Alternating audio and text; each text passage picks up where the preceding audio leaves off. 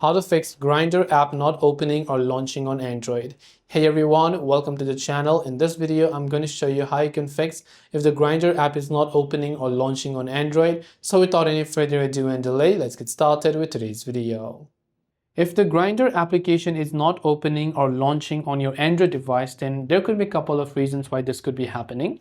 The first thing that we want to check is with our internet connection. Make sure it's not the issue with your internet. And before we get started with anything, just try to restart your Android device once, depending upon whatever phone you're using. Now on Android, what we can do is we can long press any app icon. So long press the Grindr app icon here, which is going to give you these options, and look for this I button, which will take you to your app info page. When you're here on the app info page, go to the storage tab and make sure to clear the cache files by tapping on clear cache.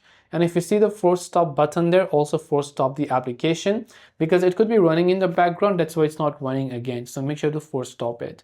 Now, after you've done that, go to your Play Store and then just search for the Grindr app. Check if the Grindr app has an update, and if it does, then do make sure to update it to the latest version.